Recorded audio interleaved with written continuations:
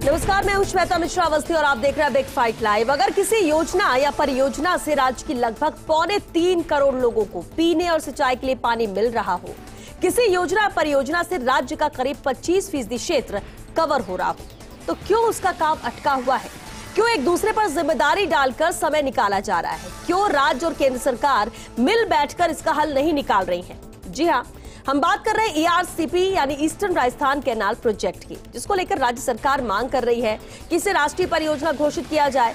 तो केंद्र सरकार की ओर से प्रोजेक्ट में नियमों का हवाला देकर सुधार की बात कही जा रही है, लेकिन इन सबके बीच पानी के लिए तरस रही है 13 जिलों यानी झालावाड़, बारां, कोटा, बूंदी, सवाई माधोपुर, अजमेर, टोंक, जयपुर, करौली, अलवर, भरतपुर, दौसा। और पीने और सिंचाई के पानी के लिए ये प्रोजेक्ट काफी महत्वपूर्ण है। और ऐसे में आज बात इसी खास मुद्दे पर कि क्यों हो रही राजनीति, जनता मांगे ईआरसीपी। कई पत्र मैंने लिखे होंगे प्रधानमंत्री जी को, मंत्री जी को, उसके बाद में आप नकार रहे हो, परवाह नहीं कर रहे हो, जवाब नहीं दे रहे हो पत्रों का। ईआरसीपी को लेकर के आज तक भारत सरकार के मेरे कार्यालय में आज तक राजस्थान के किसी मंत्री ने आकर के बात नहीं की। 6 अक्टूबर 18 को आयोजित रैलियों में ईआरसीपी को राष्ट्रीय परियोजना घोषित करने का वादा किया था, किंतु प्रधानमंत्री महोदय द्वारा उसे अभी तक निभाया नहीं गया, जो कि दुर्भाग्यपूर्ण है। राष्ट्रीय परियोजना का दर्जा मिलने के लिए यह आवश्यक है कि उसमें 2 लाख हेक्टेयर की सिंचाई की नई सुविधा बननी चाहिए। राजस्थान की जनता इतनी संवेदनशील जनता है कि अगर जल शक्ति मंत्री जी ईआरसीपी को राष्ट्रीय परियोजना बनाने की पहल करते हैं तो उनके कहा सुनने को राजस्थान की जनता और कांग्रेस माफ कर देगी। ईआरसीपी की जो योजना, उससे जनता को पानी मिलेगा 13 जिलों को राजस्थान। जो है हम 50% डिपेंडेबिलिटी पर प्रोजेक्ट बना करके भेजेंगे और फिर भारत सरकार से कहें कि इसको आप मंजूर करें। मुद्दे को भटकाने की कोशिश कर रहे हैं, वो मुद्दे पर आए, इस्तीफा दें। इन्होंने प्रपोजल दिया, इसको विड्रॉ करके इसको 75% पे बनाएंगे, तो भी हम भारत सरकार में इसको नियमों में जो है इसको एडजस्ट करके इसको राष्ट्रीय परियोजना का दर्जा दे सकते हैं। उस दिशा में हम विचार करेंगे, सहजता से विचार करेंगे, तत्परता से विचार करेंगे, शीघ्रता से विचार करेंगे। आप जब राजस्थान का पानी रोक दोगे, राजस्थान की पानी की परियोजनाओं को रोक दोगे, तो राजस्थान की जनता को पानी मिलेगा कैसे? अब जो राजस्थान की बारी आई तो उसके हटाने करने का काम कर रहा है। मध्य प्रदेश सरकार ने ऑलरेडी राजस्थान सरकार को भी आपत्ति दर्ज कराई है और भारत सरकार को भी आपत्ति दर्ज कराई है कि आप 50% डिपेंडेबिलिटी पर परमिशन नहीं देंगे। यदि देंगे तो हम भी 50% पर प्रोजेक्ट बनाएंगे, तो राजस्थान को आज जितना पानी मिल रहा है वो भी नहीं मिलेगा। 2 मिनट लगते हैं। अभी नीत साहब मंत्री जी की, प्रधानमंत्री जी की 2 मिनट का काम है टेलीफोन करना शिवराज सिंह चौहान जी को।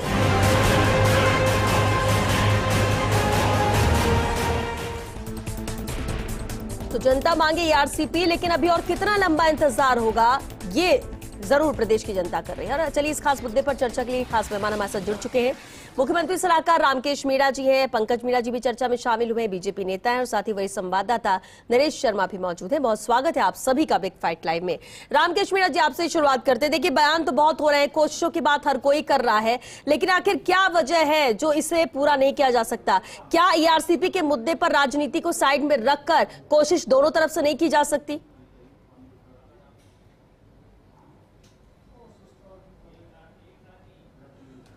ऐसा है श्वेता जी, आप देख रहे हैं कि ये जो मुद्दा है ये स्टेट के लिए बहुत गंभीर मुद्दा है। इसमें 2 लाख हेक्टेयर नया क्षेत्र इस योजना से सिंचित होगा और 23.67% इलाके को इस ईआरसीपी से हम लोग कवर कर सकते हैं और 41.13% आबादी को इसका लाभ मिलने वाला है। ये महत्वपूर्ण योजना है राजस्थान वासियों के लिए, विशेष रूप से पूर्वी राजस्थान के लोगों के लिए। और इस ईआरसीपी के मुद्दे को लेकर के जो केंद्रीय जल शक्ति मंत्री जी हैं गजेंद्र सिंह जी शेखावत साहब, वो जानबूझ करके अड़ंगे लगा रहे हैं और वो चाहते हैं कि ये योजना कांग्रेस की सरकार इसको पूरा, इनके समय में पूरा नहीं हो, हम लोग इसको चालू करें। इनका जब समय था, सरकार थी, इन्होंने पूरा नहीं किया और अब मुख्यमंत्री जी ने जब 9,600 करोड़ रुपए इसके लिए मंजूर कर दिए और अब ये काम चल गया तो अब इन लोगों को ये लग रहा है कि इसको किस तरीके से रोका जाए। तो ये पूर्वी राजस्थान के लोगों लेकिन के रामकेश जी, ये क्यों कोशिश बहुत करेंगे कि जबरदस्त जानबूझकर इसे रोका जाए? होगा। प्रदेश के रहने वाले ये भी हैं, और अगर ये कोशिश करेंगे तो ये तो प्रदेश की जनता भी देख रही है, फायदा तो इन्हें भी मिलेगा। कोई क्यों कोशिश करेगा कि जानबूझकर इसे रोका जाए? इनको ये चीज समझनी चाहिए, ये इनको ये बात समझनी चाहिए कि इसमें 41% आबादी इससे जुड़ने वाली है, लाभ होने वाला है, और उसमें जानबूझ करके इसलिए कर रहे हैं ये कि कांग्रेस की सरकार को, माननीय मुख्यमंत्री जी अशोक गहलोत साहब को इसका श्रेय नहीं मिले, ये श्रेय भारतीय जनता पार्टी को मिले, हर केंद्र सरकार को मिले। तो मैं इसके लिए भी कह सकता हूं कि मुख्यमंत्री जी ने बार बार ये कहा है, हमारे बीजेपी के जो साथी हैं विधानसभा में, उन लोगों को कहा है कि आप हमारे साथ चलिए, हम प्रधानमंत्री जी से बात करने को तैयार हैं, हम और भी जो कोई संबंधित मंत्री हैं उनसे बात करने को लिए तैयार है। हमें इसका श्रेय मिले ना मिले, लेकिन राजस्थान की जनता को लाभ होना चाहिए। लाभ प्रदेश की जनता को हो, आपको श्रेय मिले ना मिले, ये कांग्रेस चाहती है। पंकज मीणा जी, अभी आपने सुना रामकेश मीणा जी ने क्या कहा। एक बात जो उन्होंने कही कि जानबूझकर रोका जा रहा है कि कांग्रेस की सरकार है तो इस कार्यकाल में ये प्रोजेक्ट चालू ना हो, जनता को फायदा ना मिले। दूसरी बात ये कही क्रेडिट लेने की होड़ है। वाकई में क्या ऐसा होगा? क्योंकि अगर इसमें नियमों की बात कही जा रही है, बिल्कुल नियम हो सकते हैं कि वो उस दायरे में ना आ रहा हो, तो उस दायरे में लाने के लिए क्या किया जा सकता है, ये भी तो कोशिश की जा सकती है। और जो कोशिश करेगा जनता तो देख ही रही है, फिर सरकार चाहे किसी की भी हो। श्वेता जी, इस विषय को आपके चैनल में कई बार डिबेट हो चुकी है। एक बहुत स्पष्ट सी बात है कि ये राजस्थान की जनता के लाभ के लिए ये योजना बनी है और राज्य सरकार ने ये योजना बनाई है, और इसमें कहीं ना कहीं पानी मध्य प्रदेश से आने वाला है, इसलिए मध्य प्रदेश सरकार की एनओसी चाहिए। दो मुख्य चीजें हैं। क्या आपने मध्य प्रदेश सरकार की एनओसी के लिए अब तक कोई प्रयास किए क्या? सिंगल प्रयास भी किए क्या? दूसरी चीज, जब ये राज्य सरकार का मामला है तो केंद्र सरकार के पास तो तब आता है जब आप प्रोजेक्ट बना के केंद्र के पास भेजते हैं और केंद्र उसको अनुशंसा करेगा। मैं आपके दर्शकों के लिए कागज लेके आया हूँ। ये कमलनाथ जी की चिट्ठी है। जब 2018 के अंदर ये प्रोजेक्ट भेजा गया तो उसके जवाब में 27 जनवरी 2020 को कमलनाथ जी ने चिट्ठी लिखी राज्य सरकार को। क्या लिखा है, मैं इसकी पहली लाइन और आखिरी लाइन पढ़ के बता रहा हूँ। इन्होंने संबोधित किया है प्रिय अशोक भाई। मतलब इस शब्द से पता लगता है कि दोनों मुख्यमंत्रियों में कितना प्रेम है। और इसकी जो अंतिम लाइन है, केवल मैं वो पढ़ना चाहता हूँ। राजस्थान केनाल प्रोजेक्ट में सम्मिलित सभी घटकों को 75% जल निर्भरता के आधार पर पुनर्रीक्षित कर डीपीआर में सम्मिलित करते हुए मध्य प्रदेश को उपलब्ध कराने हेतु संभावित विभागीय अधिकारी को निर्देश स्पष्ट करें। कहने का मतलब यह है कि कमलनाथ जी कह रहे हैं कि 75% डिपेंडेबिलिटी का आप प्रोजेक्ट बना के हमको भेज दीजिए, हम सहमत हैं। अब बात इतनी सी आ रही है कि 2020 का मामला है, आप 2.5 साल के अंदर 75% डिपेंडेबिलिटी का कागज मध्य प्रदेश को क्यों नहीं दे रहे, ये आज तक समझ में नहीं आता। ये मध्य प्रदेश और राजस्थान का मामला है, इसमें केंद्र का रोल तो बाद में शुरू होता है। आप 75% डिपेंडेबिलिटी के लिए चिट्ठी लिख दीजिए, मैं समझता हूं मध्य प्रदेश इसके लिए तुरंत राजी हो जाएगा। मुख्यमंत्री कह रहे हैं बार बार वो चिट्ठी प्रधानमंत्री को लिख चुके हैं, लेकिन इसे लेकर केंद्र सरकार गंभीर नहीं, जबकि पहले कहा गया था केंद्र की तरफ से। आप ही की बात पे आ रहा हूं जी। तो यह है विषय कुल मिला के राजस्थान और मध्य प्रदेश का। ठीक है, अब बात है मुख्यमंत्री जी के बयान की। देखिए श्वेता जी, अगर हम पिछले 3.5 साल का ट्रैक रिकॉर्ड देखें तो मुझे एक चीज तो बड़ी स्पष्ट लगती है कि मुख्यमंत्री जी कहीं ना कहीं झूठ बोलने के गिनीज बुक ऑफ रिकॉर्ड में अपना नाम लिखवाना चाहते हैं, इसलिए लगातार एक के बाद एक झूठ बोले जा रहे हैं। एक झूठ अभी आपने टीवी पे फ्लैश किया कि माननीय प्रधानमंत्री ने राष्ट्रीय प्रोजेक्ट को घोषित करने का वादा किया था, ऐसा कहिए। अभी जस्ट मुख्यमंत्री जी का आपने बयान दिखाया, और मैंने आप ही के चैनल पे वो लाइन स्पष्ट आपने कई बार दिखाई कि प्रधानमंत्री जी ने ऐसा कहीं नहीं बोला।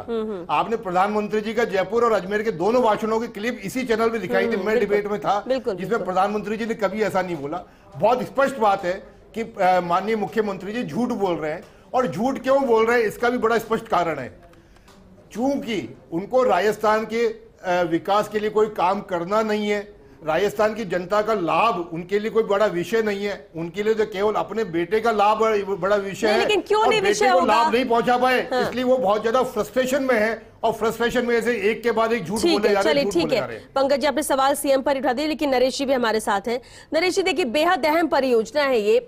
सवाल ये उठता है कि आखिर पेच फंस कहाँ रहा है, किसके पार्ट से यहाँ पर कोशिश नहीं की जा रही, या फिर किसके पार्ट से है उतनी गंभीरता नहीं इस योजना को लेकर दिखाई जा रही है?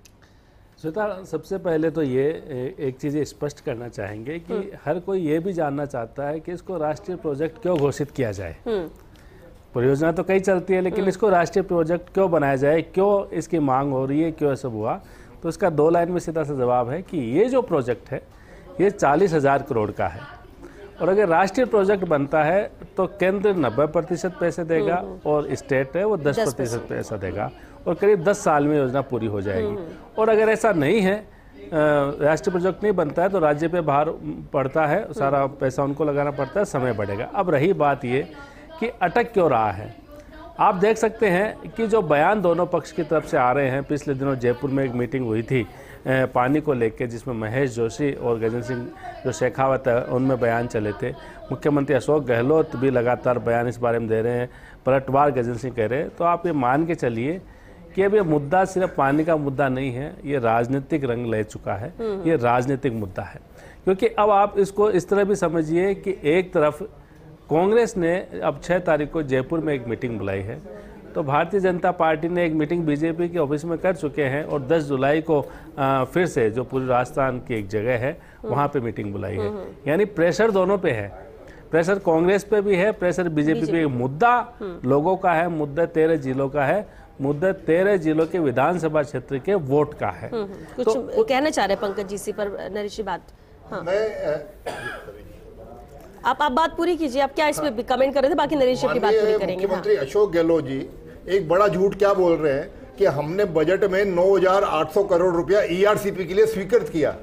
अभी जैसा माननीय नरेश जी बता रहे थे कि ये मुद्दा है राष्ट्रीय परियोजना घोषित करने का, और 90% केंद्र दे और 10% राज्य सरकार दे, इस बात का मुद्दा है। मैं एक छोटी सी कैलकुलेशन लगाता हूँ, बहुत बड़ा आर्थिक विशेषज्ञ नहीं हूं मैं।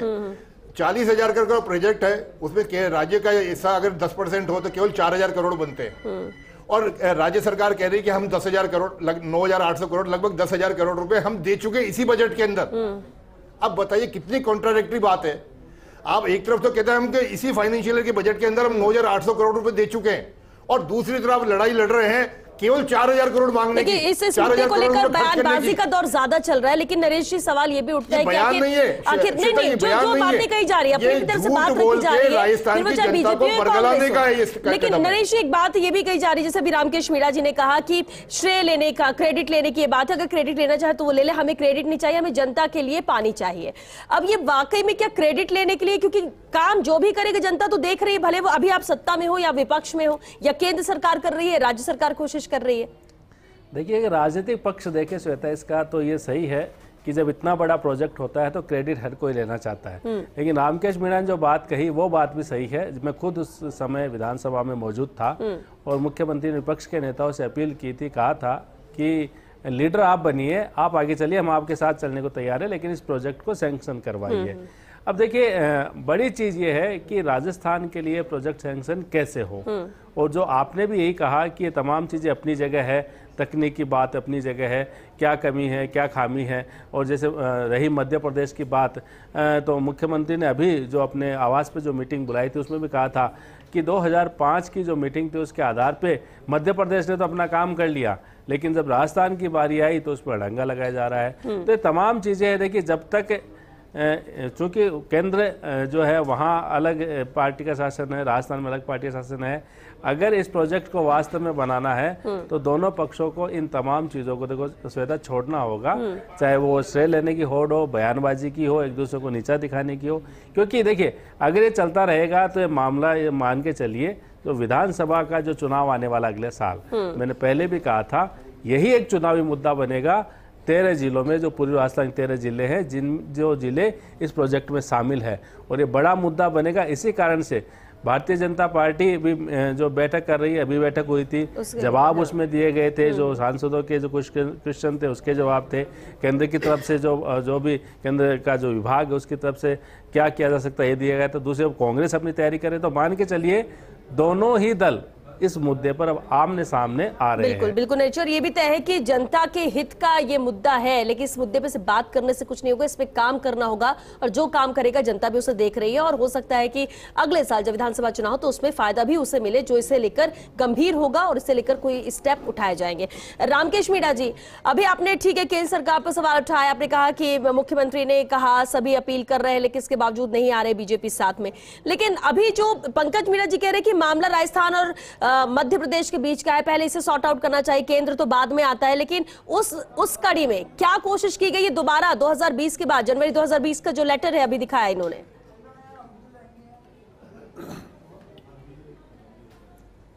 श्वेता जी, मैं आपको ये कहना चाहूंगा जी कि मध्य प्रदेश राजस्थान अंतर्राज्यीय स्टेट कंट्रोल बोर्ड की बैठक हुई थी 2005 में, और उसके निर्णय के अनुसार पार्वती नदी की जो सहायक नदी है नेवज, उस पर मोहनपुरा बांध और काली सिंध नदी पर कुंडलिया बांध, दोनों को मध्य प्रदेश सरकार ने निर्मित कर लिया और 2,65,000 हेक्टेयर क्षेत्र में वो सिंचाई की सुविधा उन्होंने ले ली। इन सब की बांधों के निर्माण के पश्चात इनकी एनओसी मध्य प्रदेश सरकार ने 2017 में ली है।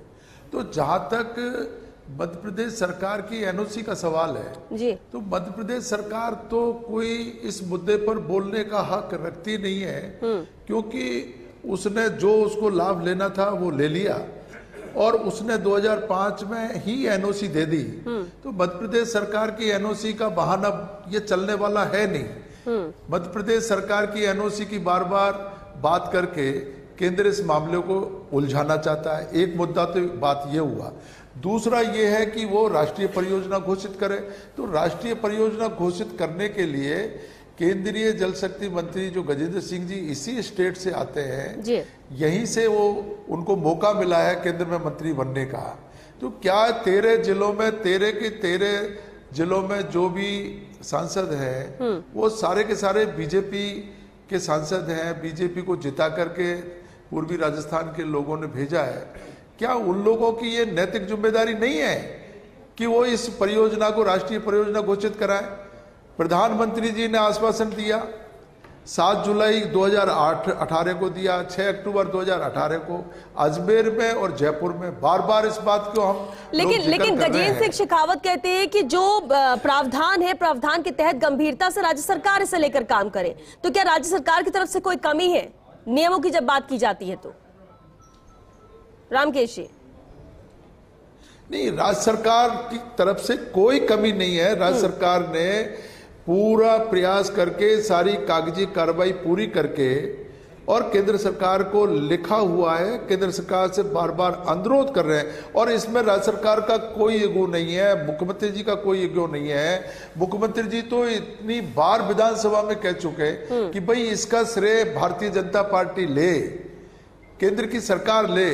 हम तो 13 जिलों को टीआरसीपी की परियोजना, ठीक है रामकेश जी, यानी कि क्रेडिट का कोई सवाल नहीं, लेकिन पंकज मीणा जी, चलिए ये बात मान लेते हैं कि अगर क्रेडिट की बात हो रही है या प्रदेश में कांग्रेस की सरकार है, लेकिन सबसे अहम तो ये भी हो जाता है कि लोकसभा चुनाव जब हुए, जीत पूरी तरह से भरोसा प्रदेश की जनता ने बीजेपी पर दिया और पूरी सीटें बीजेपी को दे दी।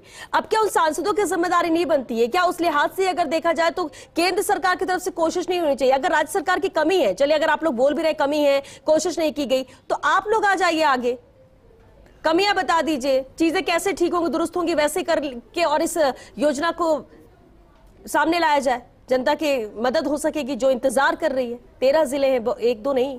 श्वेता जी, बहुत संक्षिप्त में इस बात को मैं क्लियर करना चाहूंगा जी। फरवरी 2014 में जब यूपीए सरकार थी, तब इन्होंने केंद्र ने एक नियम बनाया कि अंतरराज्यीय जब मामले हों तो 75-25 का डिपेंडेबिलिटी का रेशो हो, तभी योजना केंद्र सरकार स्वीकृत कर सकती है और उसको राष्ट्रीय परियोजना बना सकती है। ठीक है, ये यूपीए का बनाया हुआ नियम है। और अभी कुछ ही दिन पहले माननीय जल शक्ति मंत्री गजेंद्र सिंह जी ने कहा, ये बड़ा स्पष्ट है कि आप ये 75-25 का रेशो का आप प्रोजेक्ट मेरे को दे दीजिए, मैं 2 दिन के अंदर सैंक्शन कर दूंगा। कमलनाथ जी कह रहे हैं कि 75-25 का रेशो होना चाहिए। माननीय जल शक्ति मंत्री कह रहे हैं कि 75-25 का रेशो बना के आप प्रोजेक्ट दे दीजिए, मैं 2 दिन में सैंक्शन कर दूंगा। परंतु ऐसी गहलोत साहब को क्या जिद है कि मैं करूंगा नहीं। गहलोत साहब जितनी बार बोले हैं, या तो राजस्थान के मीडिया में बोले हैं या विधानसभा में बोले हैं, जबकि वास्तविकता यह है ERCP के लिए केंद्र ने 7 मीटिंग करी है, जिसमें मध्य प्रदेश और राजस्थान दोनों को बुलाया गया, और दुर्भाग्यपूर्ण है कि 7 मीटिंग के अंदर राजस्थान अनुपलब्ध रहा। शायद ये भी तो वजह हो सकती है ना। सुनिए, मैं आपको पूरी बात करूं, जबकि जिस मध्य प्रदेश को एक हेक्टर का लाभ नहीं होने वाला, एक आदमी को पीने का लाभ नहीं होने वाला, वो 7 मीटिंग में से 4 मीटिंग में उपस्थित होता है। यहां तक कि हो सकता है शायद राजस्थान के मंत्री को, राजस्थान के मुख्यमंत्री को दिल्ली तक जाने में बहुत समय लगता होगा। केंद्र ने जयपुर के अंदर मीटिंग रखी, उसके अंदर भी आप राजस्थान के लोग नहीं आए।